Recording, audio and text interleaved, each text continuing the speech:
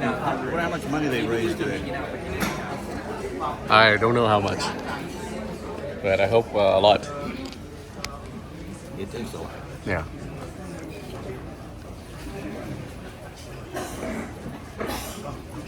All right, good afternoon. So one, I want to thank everyone for making it out this afternoon. True Garden World.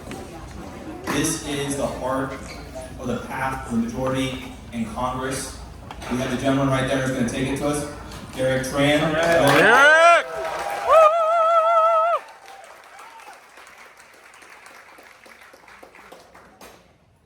We're on the cusp of history, and we're going to make it here in November because of everyone like you. So again, thank you for coming out.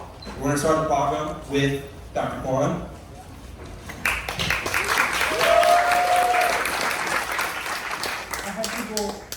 I'm not as tall as you are.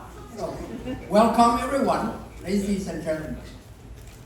I think first, Congressman Adam Schiff, welcome to Little Saigon. Yes. One moment. Welcome, upcoming Senator of California, Adam Schiff. Yeah.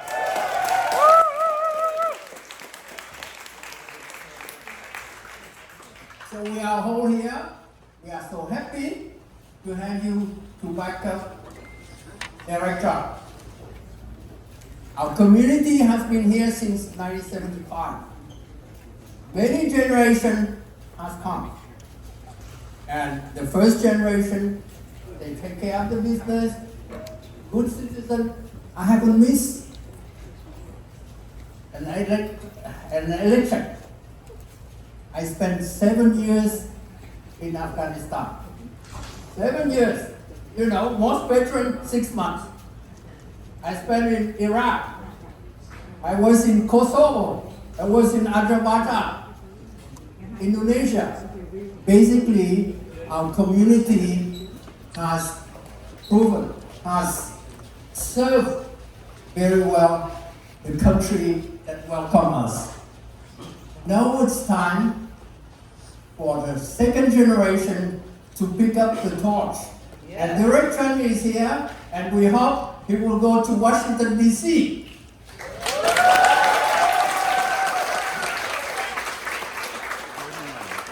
You can see him.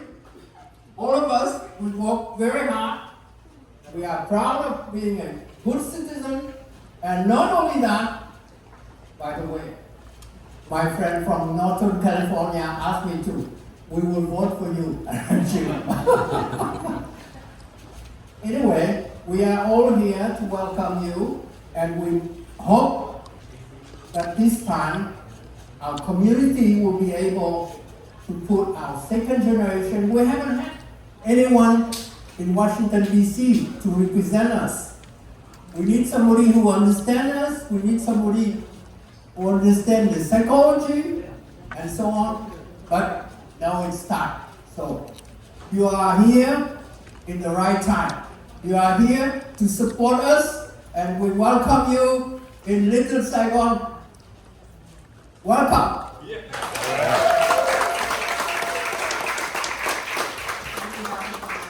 Next, we have a champion here in Orange County, Chair of the Democratic Party of Orange County, Otto Brisendere. Wow, what a room. Give yourselves a round of applause. My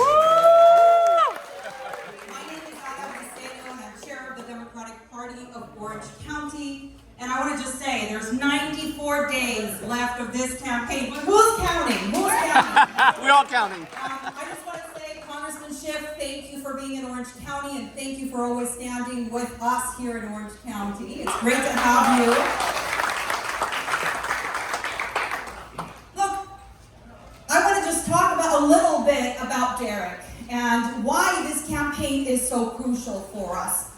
Number one, we need the 45th to be represented by a Vietnamese. We are unapologetic about that. Little Saigon needs to make sure that the voices are brought up to Congress. The halls of Congress needs to hear the voices of the Vietnamese community. Yes. And Little Saigon is going to be included because we are going to get him across the finish line. Are you all going to help get him across the finish line? Yes. Are you going to get a little more enthusiastic than that? Yes. The Democratic Party of Orange County has been knocking on doors already, and guess what the response is? Every time we knock on that door, we have a Derek Tran voter. Good. Nice. All right. The Democrats of North Orange County have already been knocking on doors as well. And we are making sure that we're changing hearts and minds one person at a time. We cannot think that this campaign is not going to be won unless we touch those voters. That's right. The 45th is one of the most important races in Orange County in Congress. But we don't only have one race that we have to move. We've got 3 races, right? We have the 40th Congressional and the 47th Congressional. So Democrats across Orange County are gearing up. We're fighting hard, and we're not going to leave any stone unturned. And what a great time to do it, and what a special candidate to do it with in Derek Tran. He is the son of immigrants. And it really speaks to me because I'm an immigrant. I fled a very difficult place, Nicaragua, back in the 80s. And so I know what it's like to leave our home, but come to a place where we can create democracy together, where we can fight for those values that are important to each one of us. And so I'm grateful to be in this country, and that's part of the reason why I'm so involved in politics, because my voice matters, and I want to make sure that every vote matters as well. And he also has stepped it up for workers. And one of my passions in life is representing workers. So he's been an attorney, and he's fought to make sure that workers get ahead and that they have a voice. And so with that, I'd like to ask Derek Tran to come on up. And I gotta say, there's excitement everywhere. This is not the only full room that I've been a part of with Derek Tran. In fact, we've hit the dance floor together in the last fundraiser. And there are people that are dancing their ways to victories and opening their pocketbooks to victory as well. So I hope that you will join folks to make that happen. Let's give it up for Derek Tran.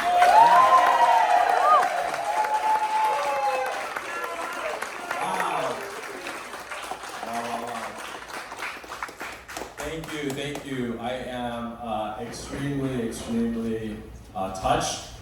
I am so grateful that you all took time out of your Saturday to be here with me, so thank you very much. I think Adam covered a nice part of my bio. I'd like to share a little bit about my why. Why am I running? Why am I doing this? We're at a juncture in the life of our country where there's so much division, so much polarization, so much us versus them, that I want to change that. I want to be part of solving and bringing us back together so that we can get things done. That is what's missing today in Congress, and that is why I'm doing this. But before I got to this point in my life, I want to share with you my story. And that story started with my parents.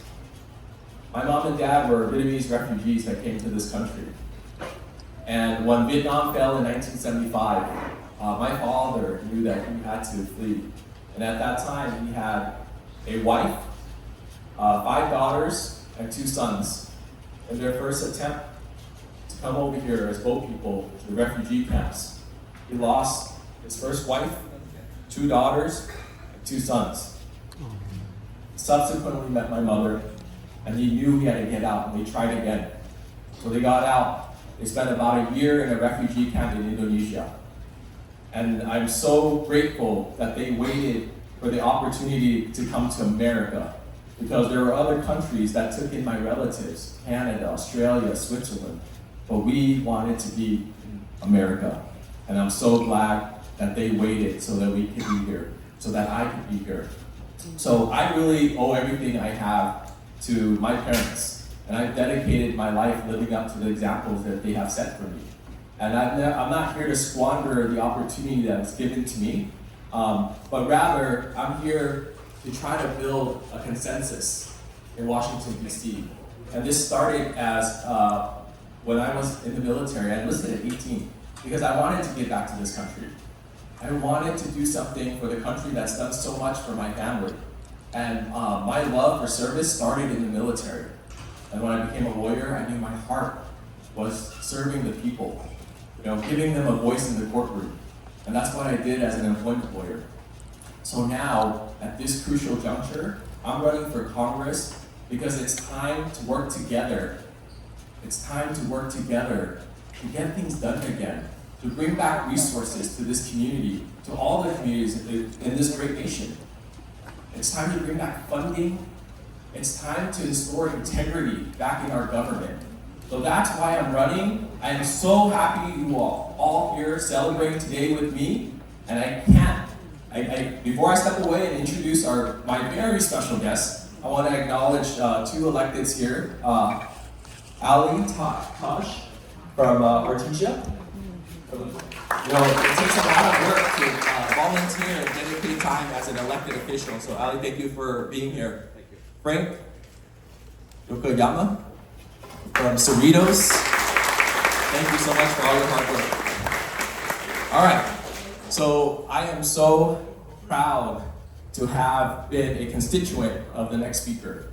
Once upon a time when I lived in the LA County area. This man is the walking example of patriotism, a man that took up the call when it was time to be an impeachment officer. Yes, yes, yes, yes. That took the heat to sit on the January 6th committee. Yes. I am so honored to call Adam Schiff someone who has been helping my campaign and a mentor to me. So everyone, our great Congressman, future Senator Adam Schiff. Yes. Let's hear it for Derek Tran. Yes. Are you ready to send Derek to Congress? Yes. Are you ready to elect Derek Tran to Congress? Yes. All right, then I'm in the right place. Derek, thank you for the very kind words, and thank you for introducing me and giving me this opportunity to speak to the community. We are so excited about Derek's campaign. We're so excited about his campaign, and you got just a taste today of the reason why. These have been challenging times, I think, for all of us. Challenging in any number of ways. Challenging with the cost of living, challenging with the kind of polarization and division that Derek was talking about. Challenging to our very democracy. But what has given me such encouragement through these challenging times is that in the same way that after 9/11, people joined the service to protect our country, seeing these challenges facing the country and our democracy, a whole new generation of people have stepped up to run for office. People like Derek Tran, some of our best and brightest, are answering the call to serve at a time when we desperately need public servants.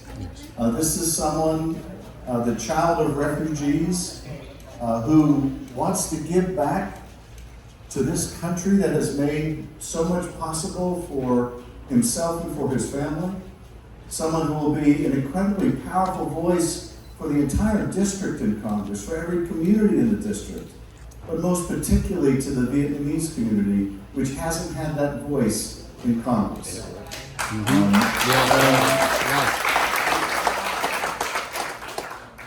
And more than that, this is someone who left high school, joined the service, served in the Army. My father was in the Army. I'm very partial to Army veterans, and I'm so grateful, Derek, for your service to the country. But not content with serving in uniform, he would go on, get his law degree, and go back to serve in the community, representing consumers, fighting for little people, against large corporations that were taking advantage or who had injured them, using his God-given talents to represent the community. That's what Derek has always done. And in the Congress, this is what he will do. This is what he will do. So I am just so excited about your campaign. And I want to tell you just how important we all in Congress feel this race is. Whether Democrats control Congress or don't control Congress may be decided by voters in California. It is a big responsibility and it is a big opportunity. Because one of the things that really drew me to Derek is he is someone very much like myself who is determined to get stuff done again. We have a real housing crisis in California where people can't afford their housing. They can't afford their rent, or if they're lucky enough to be able to buy a home, they can't afford their mortgage costs have been going up. We see it in its most graphic form, this affordability in housing crisis, in people who are literally living on the street. And Derek is determined to do something about it, to build housing, to provide housing, to make sure that those who are unhoused can not only find shelter, but they can get the mental health care they need. They can get substance use treatment if they need it, so that they can stay sheltered. Derek understands the child care crisis that we're facing, where so many people are kept out of the workforce because they can't afford the child care. They would make less in the workplace than they're going to have to pay for child care. Derek understands this, and more than understanding it, he wants to do something about it. He wants to work together across party lines and deliver for his constituents. We've got to be able to do things in California again. We have to build lots of new housing if we're ever going to bring down the cost of housing. Hundreds of thousands of units up and down the state. We're going to have to pay our child care workers better if we're going to have more affordable, accessible, quality child care. It's not that we have a lack of people willing to provide child care. We have a lack of people willing to do it for poverty wages. And these are things that are near and dear to Derek, that he's going to work to address. He wants to make sure that all of the small businesses like the one we're in right now, have a chance to access capital, have a chance to succeed. Derek and I have a great deal in common in terms of our shared passion for serving the community, but we also have in common that he is a small business, he and his wife are small business owners. They have their own pharmacy. My grandfather had his own pharmacy. My great uncle had his own pharmacy. My father worked in a pharmacy growing up. I am the child of pharmacy and pharmacists. It is the quintessential small business. I was telling Derek that when my grandfather had his family pharmacy in South or East Boston, it was open 24 hours a day. And talk about community-based policing. The police would come into his pharmacy and they would sit in the pharmacy while he went upstairs and slept. Now that was community-based policing. Yes. But Derek understands, his whole family understands the challenges facing small business people. And he wants to make sure that everyone in this community has the chance to succeed. And we desperately need people in Congress who are willing to do what it takes to get things done. They're not ideologues like the person he's running against. And it's easy to be an ideologue. It's harder to get stuff done. And when Derek is in Congress, he's going to make sure that all of the constituents that have casework needs, that need help with federal agencies, that are trying to get their immigration cases handled, or trying to get their small SBA, Small Business Administration cases handled, or veterans who are trying to get their prescriptions filled at the VA, they have a champion in Derek Tran working for them. This is what he's going to do. This is what he's going to do. So I just want to thank you so much for supporting Derek. And finally, I just want to put this race in the broader context. And that is, we are at a real inflection point in our history. And not just our history, but in the history of the world. All of us who grew up in the post-World War II era came to believe that democracy was somehow inexorable. We were used to seeing new democracies being born. We were used to seeing walls coming down. And we came to believe that this was somehow inexorable, that it was like the laws of gravity. And then suddenly we discovered there's nothing inexorable about this.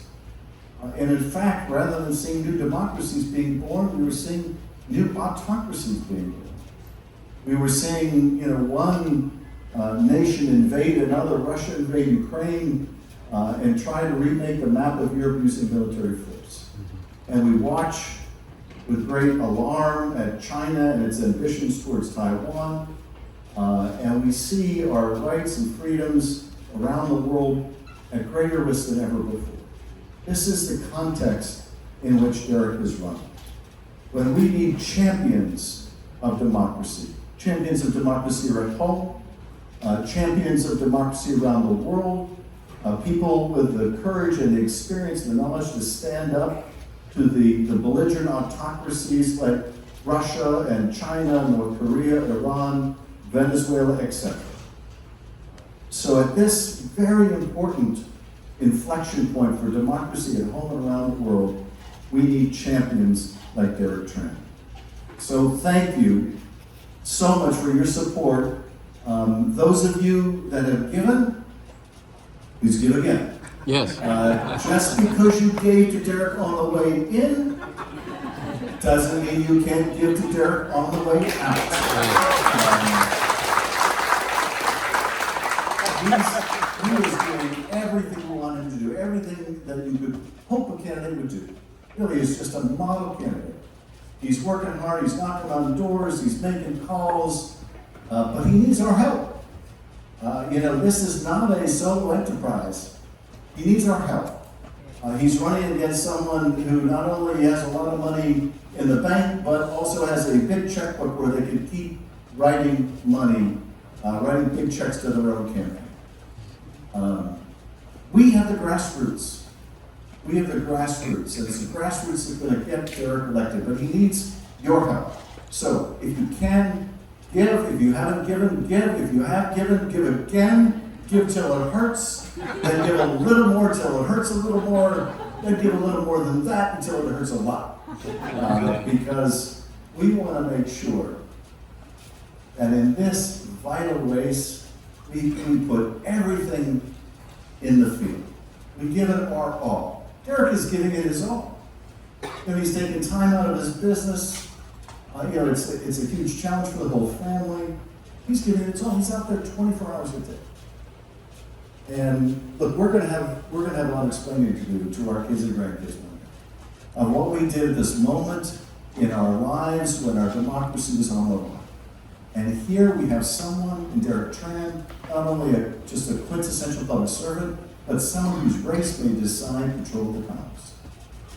And so let's give it our all. Let's elect Derek Tran. Let's send Derek to Congress. Yes. Are you with me? Are we sending Yes. Derek to Congress? Are we sending Derek to Congress? Yes. Are we doing this? Yes. Yes. Yes. Thanks, everybody. Thank you so much for supporting Derek Tran. Thank you so much, everybody. Thank you, Congressman. If you would like a photo with Congressman Schiff and Derek, I'd ask you to go ahead and line up down this aisleway. We'll get to you as soon as we can, and have your camera phone ready. Members of the press, we'll have a little bit of time for you if you don't mind just gathering towards the back by the bar. Thank you all so much. Yeah, this side. Yeah.